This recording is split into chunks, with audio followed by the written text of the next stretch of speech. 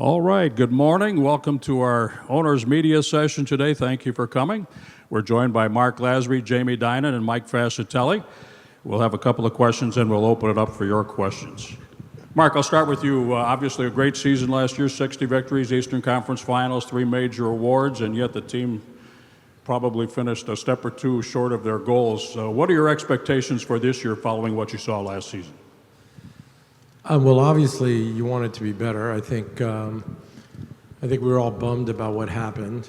I think we were close to being in the NBA Finals. I think this year, you want the exact same thing to happen and get to the NBA Finals. I think we've got the talent, we've got the team, so I think it's what we're all looking for. Jamie, a 60-win team is not that easy to improve, and yet what we saw from John Horst and Mike Budenholzer over the summer, to me, is fairly impressive. Re-signing Chris Middleton, Brook Lopez, George Hill, and then adding Robin Lopez, Kyle Korver, Wesley Matthews, and Dragan Bender. How impressed were you? I'm sure you were involved in the process along the way, but how impressed are you with what they were able to do after such a successful season? I think we were all really impressed. I mean, everybody takes it for granted, that Brook's coming back, that Chris is coming back.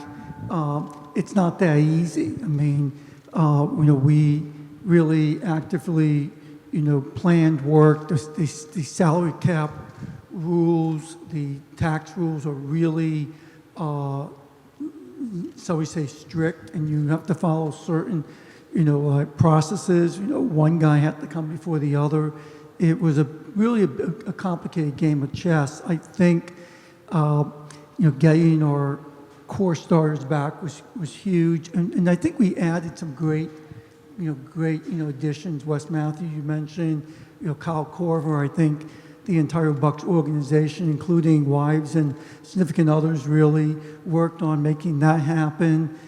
I think a few teams in the league really did a great job during the summer.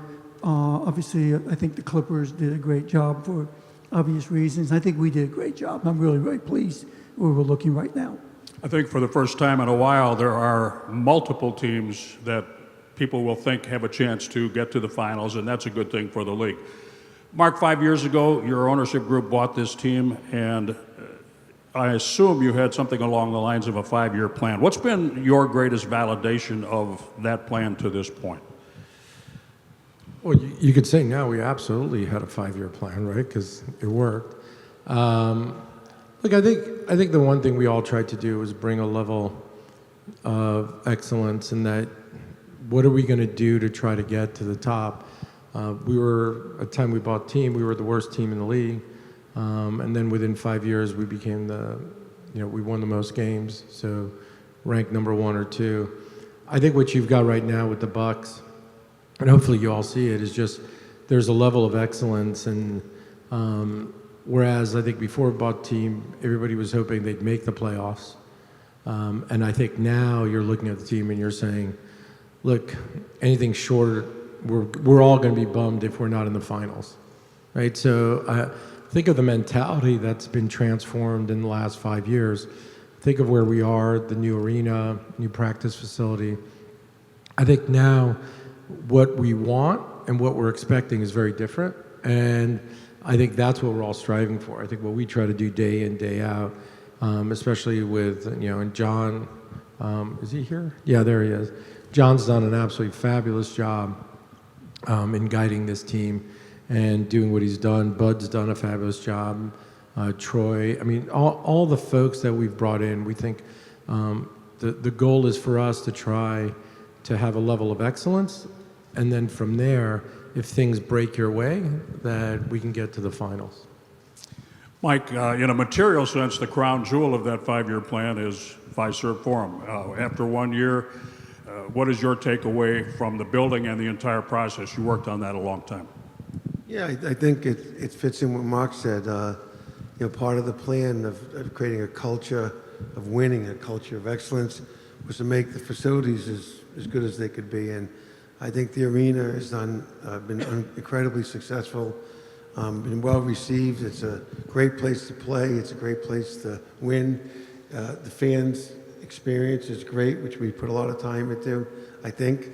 And I think it's good. We'll tweak the things we could do better, and it just has a great future ahead of it. You know, many people around the league come up to us and say, compliment us on the arena, and the practice facility has been unbelievably great amenity for the players, for the staff. So, you know, the real estate supports the goal of being a champion and winning and the culture of excellence, and so I think it's done that, and hopefully it'll continue to do that.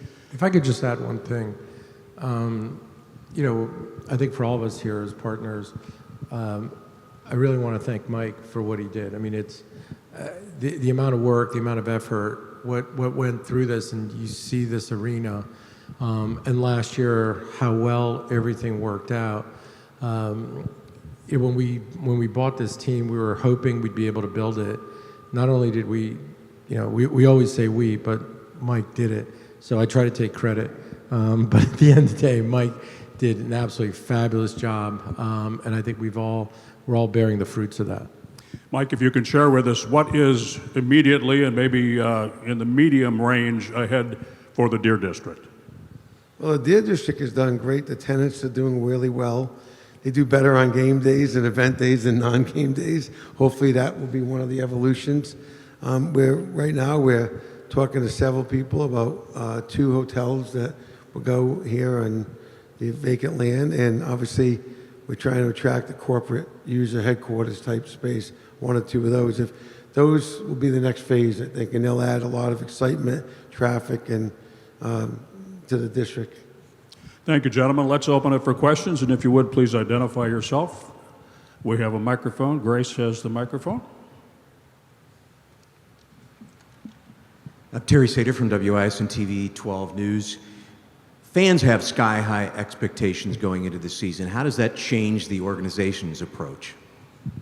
I don't think it really changes it. I think, you know, at heart, I think we're all fans ourselves. So I think we've got the same expectations. You want to have those, right? The great thing about before you play a game is everything is fabulous, right? We can all think we're going to win. We're arguing with people. We've got the best team. Somebody else will say they do. So I actually think it's great. You want fans to have high expectations. You want people to be excited. I mean, you know, I would ask you, are you excited, right? It's fun. It's what you want. So hopefully we can live up to those expectations. That's the goal here. If we can, everybody's thrilled. If we can't, everybody's, you know, people are going to be just more upset. They're going to be more bummed. We're going to be more bummed. I mean, it isn't like we're looking at it and saying, oh, I hope things work out. It's here's what I want. And if we can get there, I think it's great for everybody. I think when you look at most good teams, certainly in the NBA, but probably true for most professional sports, the good teams, the fans have high expectations, you know. There are very few seasons like last year where coming into the season, a lot of people didn't even have us finishing in the top 4 in the East. We kind of quietly thought we had a really good team, which we obviously did, but I think you want to really, to quote Mark, I mean, you want to go in with high expectations because so much of, in many ways, what you accomplish is what you think you are. And I think right now, I think we have a team that really thinks they're champions, and I think they're going to play like champions.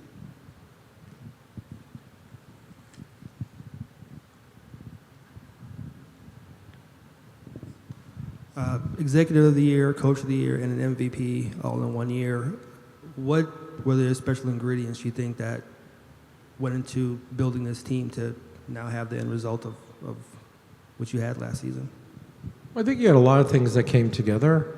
I think Bud did an absolutely fabulous job of, you know, in his first season, melding all the different personalities, and you saw that so that people, what became very clear early on is that everybody was playing as a team.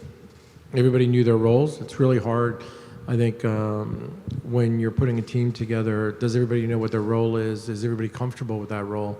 I think Bud did an absolutely exceptional job with that.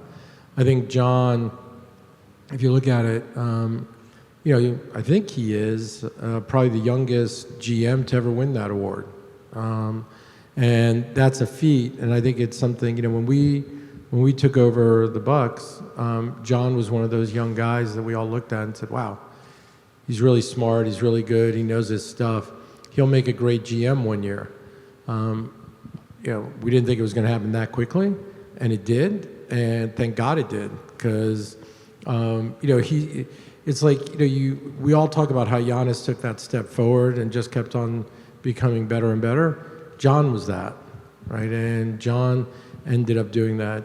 Our hope this year is that our, president here, Peter Fagan, who's over there, we'd like him to become executive of the year, so that we've got sort of everything. We've got sort of on the basketball side, on the business side. I think we have one of the best presidents in the league. So I think we have a grade A organization, and that's what we're looking for. So, hopefully we keep moving up. But think about it, we've got the MVP of the league. That's cool. That's really, really, did any of us think that was going to happen sort of 4 or 5 years ago?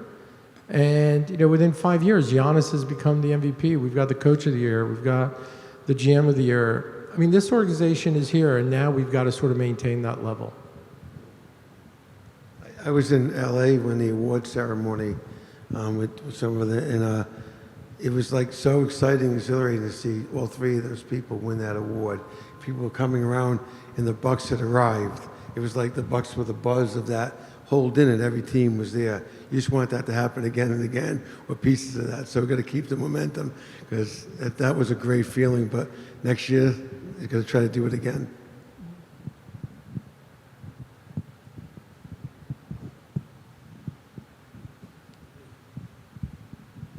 Scott Grodsky, CBS 58, Milwaukee. You guys talked about the 5-year plan and achieving a lot of what you wanted in the first 5 years. What's the 10-year plan? What's the next 5 years of this look like for you guys, both on and off the court with the organization? Well, I think we'd like to try to bring a couple championships home over the next 5 years. I think we have all the pieces in place between the coaches and the players and the front office that I think can make that happen. So that's obviously, the biggie.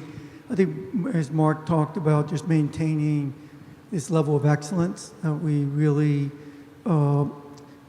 truly believe that is the foundation of all the good things that have really happened here.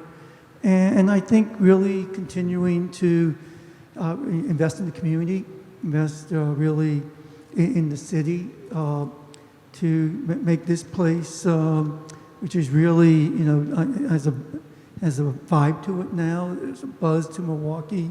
Really just try to continue to sustain that momentum, as well, and make not just Milwaukee people proud of Milwaukee, but everybody in the state as well as in the country.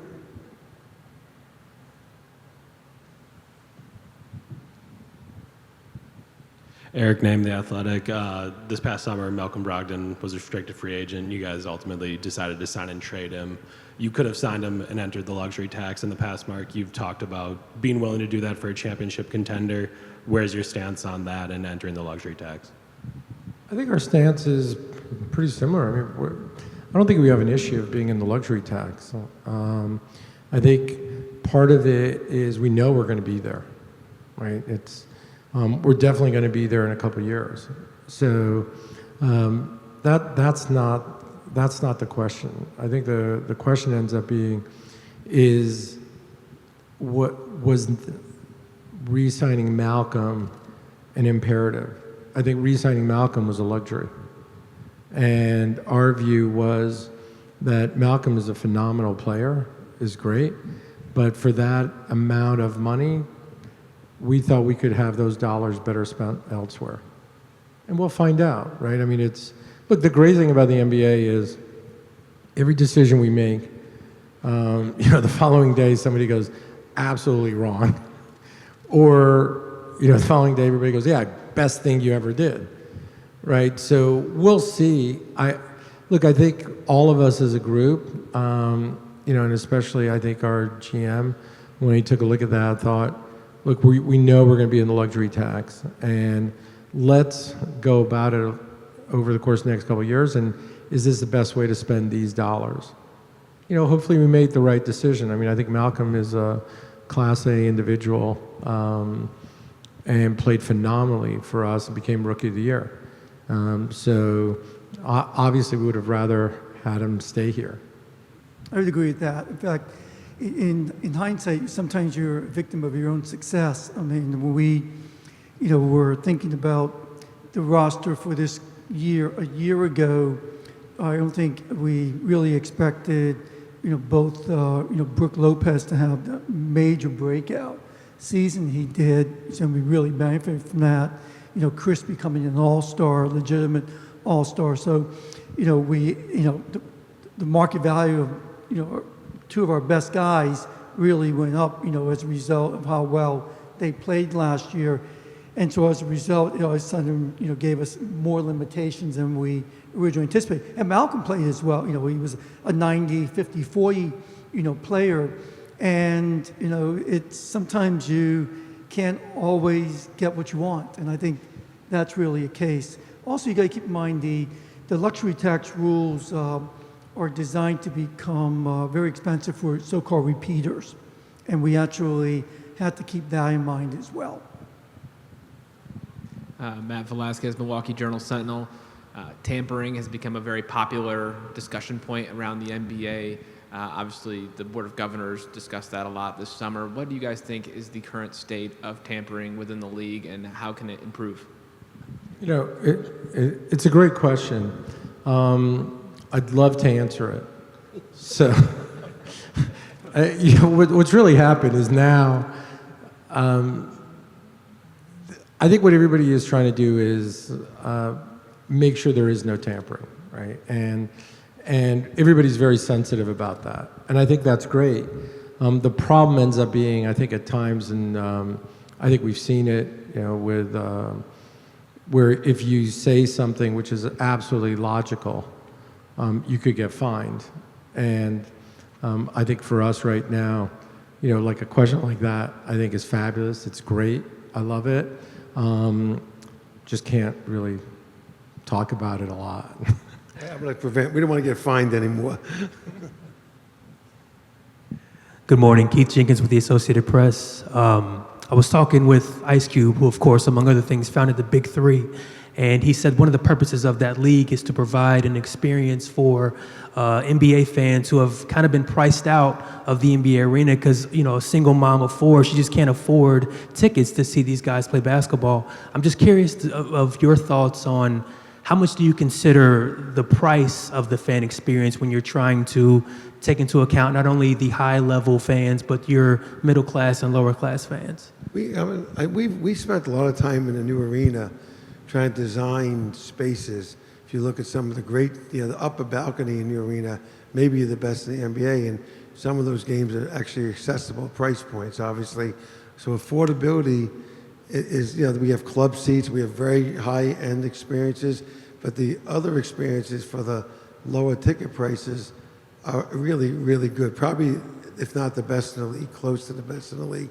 And you can even go to the Panorama Club. You can go to places and be more standing room only and still get a great fan experience. So we try to make it an accessible experience for all price points and try to deliver, no matter what the price points, an incredibly good fan experience. And we have each game there's, I think 1,000 plus tickets that we deliberately price at a very affordable level. And I know when Mike, Peter, and I, in particular, were talking about the new Fiserv Forum versus the old Bradley Center, we really wanted to bring a lot of really good concession stuff up to the upper concourse level to really, in many ways, almost make it a destination. In fact, what we see during game time is people in the lower bowl actually going up to the upper part because of the various variety of options that are up there. And I think we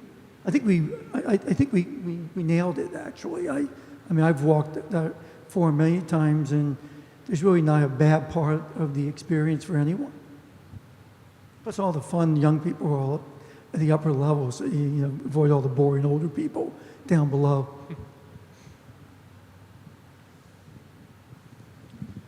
Mark, could you speak to the practical aspects of transitioning to governor and what is Wes's role now? Yeah, really, not much has really changed. I think the difference in being the governor is the NBA. You're the one who's got to attend all the meetings. The real difference is you're the one who's sitting on the committees. So for the last 5 years before I was governor, I went to all the meetings. I mean, Mike goes, Jamie goes. I was never able to go on any of the committees because only the governor is able to do it. So I think for us, it's been a great partnership. I mean, it still is. We talk all the time. We try to figure out what makes sense. And I think you can look at sort of what's happened over the last 5 years. I think we've been successful in sort of navigating and trying to do what ends up being best. I'd love to tell you it's been a real big difference. It really hasn't, other than you're the one who's on the committee, so I didn't realize how much more time you had to spend. Because before, you have a governor's meeting every 3 months. And so those we would all attend if we were able to. But if you're the governor, you actually have to be there. And that's, it's hard when somebody says you have to. You change your whole schedule around. And then you've got to be in all the committee meetings. So it's a lot more work, it's a lot more time. I appreciate a lot more what Wes was doing. That's about it. The only other thing I would add is all of us are big believers in trusting, our experts. We're unbelievably deferential to the coach, the coaching staff, the GM and his team, the scouts, and they're the experts. So we really, from their perspective, there's been, I think, no change whatsoever in terms of that level of respect and that delegation of really responsibility and authority. It's been a very seamless transition, to really be honest with you. Yeah, all I was going to say is I thought once you became the governor, I could tell John Horst, hey, what do you think of this? And he'd look at me with much more respect in his eye. And no. I missed that today. So it hasn't really changed. I think Terry has a question in front here. This is a building question, Mike. As a new facility, Fiserv Forum has had a couple of hiccups. You had a sheet of glass fall out on the sidewalk last year. What have you done since then to assure fans that the facility will continue to be safe? We've tried to figure out why it happened, and we got conditions and fix it. And I think we've done that. But you're never sure you get everything right. Obviously, safety of the people going in and out of the arena or around the arena. We've had a few glitches, I think very few for new buildings. And we've reviewed those policies, Peter and the team, and we think we hopefully won't have that happen again. We may have something else happen again we don't want, but so it's really been an all team's effort to try to prevent that from happening again. Luckily, we haven't had any injuries, which would have been really terrible. All right, thank you, gentlemen. We appreciate the time. We thank you all for attending today. There will be lunch available for the media if you are interested in that. Thank you so much. We appreciate everybody being here today. Thank you. Thank you. Thanks. Thank you.